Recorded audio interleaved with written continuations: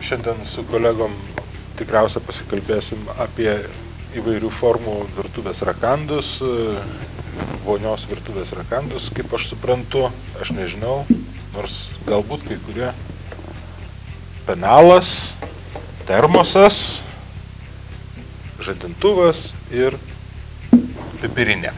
Tai prašom kolegos paaiškinti, kodėl šitie daiktai čia atsidūrė. Reiškia, čia mes turime įdomią kategoriją, apie kurią dar niekada nekalbėjom, bluetoothinių kolonėlių, kurios yra mažo formato. Čia kolonėlės. Garso kolonėlės. Ir jos yra multifunkcinės. Šitą kolonėlę Logiteco buvau nusipirkęs jau prieš keletą metų ir puikiai eksploatavau. Nepatikėsiu su šitą kolonėlę įgarsinus filmą, kurį rodai per projektorių. Man teko su ją rodyti filmą 150 žmonių auditorijai. Ir šito garso pilnai pakako, pilnavertis, su žemais dažniais, net nesitikė, kad taip gali būti. Veikia gana ilgai autonomiškai, 8 valandas. Čia yra labai daug scenarijų panaudojimo. Aišku, šiaip tokie daiktai, kai pasiimi tokį nedidelį daikčiuką į pikniką, padedi ant kelmo per vidurį ir turi pikniko metu muzikinį foną, jeigu jo to reikia. Savo ir visai aplinkiniai gamtai turėjo, nes garso iš tikrųjų užtenka, aš čia papildysiu. Garso užtenka, ar ne? Aš šitą pipirinę tavo minėtą naudoju, jinai iš tikrųjų man tokia labai gera atrodo pipirinė, nes vienas dalykas, jinai yra metalinis korpusas, tokia tvirta, išmetęs nelabai sudaužysi.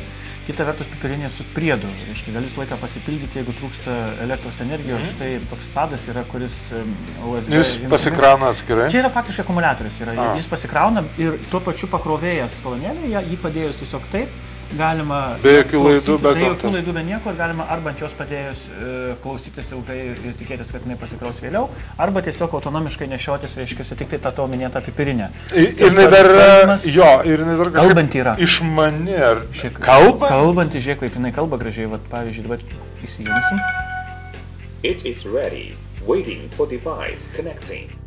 Ir gali telefoną perimti arba muziką. Ir muzika ir telefonas veikia, jeigu telefoną sujungi, tai va čia yra pavojus. Jeigu paskambins kas nors iš labai privačiam pokalbiui, tu būsi sujungęs muziką, gali būti, kad visas miškas, visos voverės žinos, ką tu šnekėjai. Ir garsas, sakei, pakanka salėje. Garsas norėjau kaip tik pasakyti, irgi, kas man irgi stebino, aš laik tokius mažus daiktus žiūrėjau kaip į mažus daiktus. Bet aš irgi esu nekartą naudojęs specialiai, scenarius buvo įvairius seminarus, turi kai konferencijas, mokymus ir iš tikrųjų salė, kur gali būti 40 kvadratų, 500 kvadratinių metrų, iki 100 kvadratinių metrų, susėda žmonės U formos arba kitą formą kažkaip reiškia surenginėje ir tau reikia staiga arba iš YouTube kažką parodyti, arba nufilmuoji žmonės ir nori išklausyti, ką jie šneka. Tai ją gali pastatyti bet kur iš tikrųjų, kas labai patogu, nereikia jokių laidų, jokių prailgintojų, vidury salės padėjai ir iš tikrųjų stebina tai, kad į visas pusės sklinda labai gerai garsas. Ir Edmundas sakė panašiai kaip namų kino scenarius. Čia sakyčiau, man, pavyzdžiui, asmeniškai mano gyvenime labai praverčia visur, kur reikia greitai, pakankamai didelio garso, kad visi galėtų pasiklausyti. Ir tai yra keliasdešimčiai žmonių ar keliolikai žmonių yra labai puikus scenarius. Čia gal kaip... čia į vieną pusę. Čia palesnė, sakykim, pailga. O čia į dvi. Čia į dvi pusės garsas. Čia į dvi, čia į priekį. Vieną, čia į... Bet čia ir Bluetooth ir NFC scenarius veikia, kaip matau... NFC supėrinimas veikia tik šitai kolonėliai. Jinai yra iš elektronikos pasaulio. Užtat paėmėm būtent geltoną, nes elektronikos pasaulio logotipas tokios spalvos.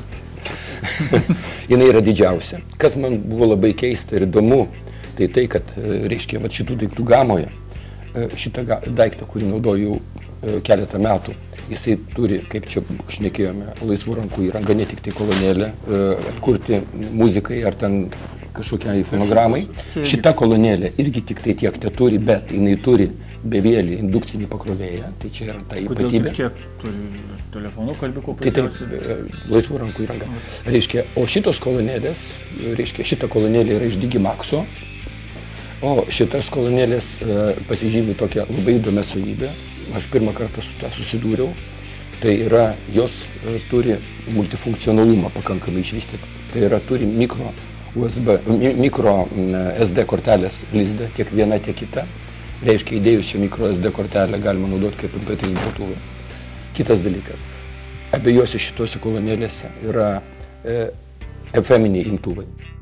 Aš beveik susigundžiau, pavyzdžiui, aš iš tikrųjų norėčiau įsigyti ir veikiausiai įsigysiu. Aš dar kaip tik atkreipsiu dėmesį vieną dalyką, aš pats naudoju anksčiau daug kolonėlių, sakykime, to pigesnį variantą perki su laidais, tarkim, arba per USB maitinimas ar kažką. Aš išmečiau, tai va, tai džiugiai pridaviau į MP krūvą visą. Tai va, tai kaip tik aš palyginsiu, reiškia, tas scenarius, aš vis tiek, aišku, atkreipsiu dėmesį, dar matytas dizainas irgi turi tam tikrą vis dėlto prasme, dėl to, kad vienas dalykas, jeigu darai gamtoj pikniką, aš suprantu, kad termosų, kaip minėtas spalva ryški arba šita raudona yra puikiai tinkanti, bet, pavyzdžiui, solidesniam renginiui visiškai jo, tai yra ir spalva, ir dizainas irgi turi tam tikrą vis dėlto funkcinę prasme, reiškia, solidesniam renginiui tokį, pramoginiam gali tokį naudoti. Tai man kas atrodo labai keista, kad ta kaina sąlyginai yra visų proto ribose, galima pajuokauti, bet, tarkim, dabar kokiam nors išmaniajam geresniam telefonui, koks nors dėkliukas išmanesnis kainuoja apie 150 litų. Ir šitų kolonėlių, bent jau šitos, kiek žinau, maždaug panašios kainos. Šitų visų kainų panašiai. Panašiai apie 150 litų. Tai tas, man atrodo, yra sąlyginai labai patrauklus. Ir tai, kad vis dėlto dydis, aš sutinku, kad kišenį nepatogu nešiotis, bet kuprinė arba kita vieta, kur, reiškia, nešios keletą daiktų, jis tikrai pakankamai visai puikiai tinka. Aišku, vienas dalykas, ką aš norėčiau pasakyti, tai nereikia savęs apgaudinėti. Tai nėra, reiškia, iš tikrųjų pilnavertė akustinė sistema, nes jos gabaritai yra tokie. Ir iš grinai fizikinių dalykų su žemais dažnumais yra problemos. Puiku, tai dėkui ir tik tai dabar vėl, ar yra, sakykime taip, ar bendrovės tiesiogiai prekiauja, ar yra čia prekybos centruose kažkur lengva jas rasti, reikia specialiai? Paminėjau, yra prekybos centruose, yra interneto prekyboje, bet tikrai Lietuvoje jau prekiauja ir matau, kad populiarėja. Šitie konkretūs gaminiai. Žmonės, jeigu susidomės, galės įsigyti. Šitie konkretūs gaminiai, šitas yra Supė Vilniuje, ketvirtam aukšte, Digimaxe, o šitie yra iš elektronikos pasaulio. Ir čia ne vieninteliai modeliai, aš tik truputį paėmiau nedaug, nes yra didelis pasirinkimas. Labai įdomus iš tikrųjų panaudojimai ir labai naudingas daiktas. Tai gerai, tai puiku iš tiesų, bent jau, bet iš tikrųjų, ką domina, ar ir verslo reikalavimo, aš tai manyčiau, kad pavyzdžiui tokie dalykai pramogai yra šaunu ir gerai, kad nebrangus. Čia svarbiausias pliusas.